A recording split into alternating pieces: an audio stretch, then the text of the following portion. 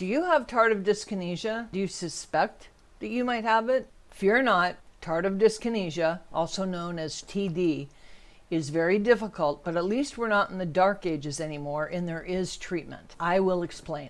Welcome to The Radioactive Patient, a music, art, and mental health mashup. Today we're talking about tardive dyskinesia, TD, which is a syndrome, not a side effect of antipsychotics. And when I say a syndrome, basically that means that when you stop taking the medication that causes it, it most of the time does not go away.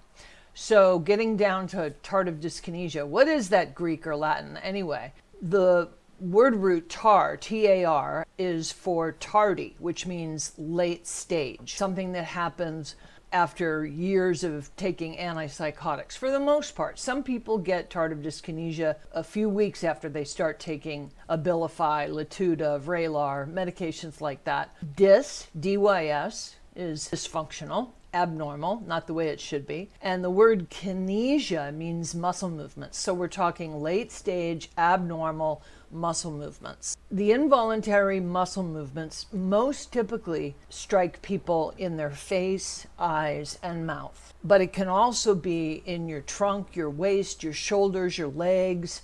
That's how it was for me. I remember I'd been on antipsychotics, which, by the way, really had helped me. I have bipolar disorder and I needed antipsychotics to sleep and regulate my mood. But after I'd been on them 8 years, I started having these violent shaking of my shoulders. I couldn't keep my legs still. My head whipped back and forth. I ground my teeth, but I wasn't aware of it. But I knew something was wrong with me neurologically, so I went and saw a neurologist. She looked at me and she looked at my medications and she was like, "We see a lot of that with this." And I'm thinking, well, what is that? And she said, well, it could either be akathisia or restless leg syndrome.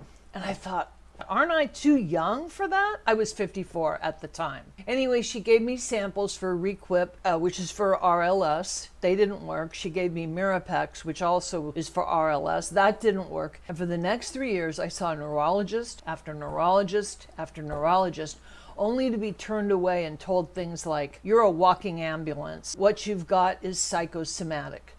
You're on so many meds, it could be anything. Go back to your psychiatrist and let him clean up the mess.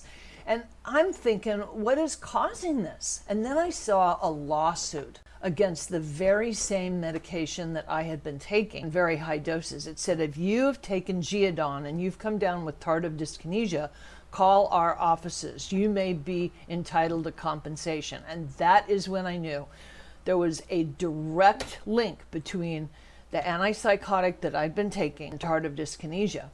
What I didn't know was that it was permanent.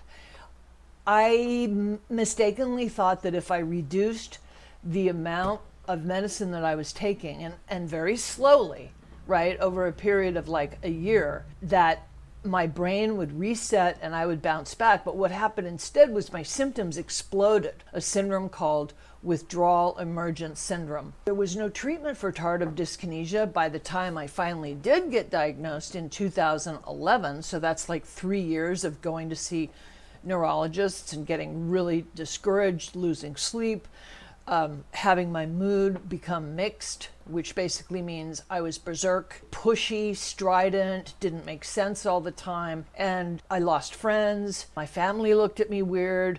People stared at the grocery store. I mean, it was really awful. But anyway, in 2017, a new class of medication, this time specifically targeted to treat the symptoms of TD, were approved by the FDA. And when they became available, I got on one of them, and that was helpful. And with the less involuntary movements and being able to sleep at night, my life began to get better. It wasn't an overnight thing because I'd been medically traumatized.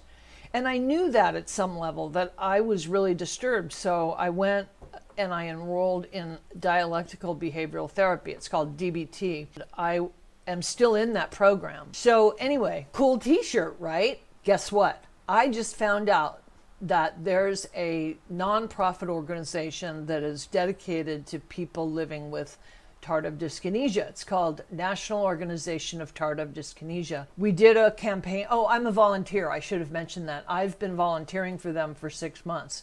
Why not, right? I'm in good company. Anyway, we did a Giving Tuesday campaign, and also we have support groups. We go to Washington, D.C. to advocate for awareness. We have a petition in with the FDA to put black box warnings on the packages and the bottles of antipsychotics like Geodon, like Abilify, like Latuda, like Caplyta, anything that's in that class of atypical antipsychotics. And we're doing a lot of good work. And so if you want to check us out, I've linked the website to the organization, and it's really easy to navigate. And I've also put a link directly to the merchandise. This is only one of many t-shirts that they have designed, and the profits, of course, go to National Organization of Tardive Dyskinesia. I'm Allison Strong, the radioactive patient. Until the next time we check in with each other, ciao for now.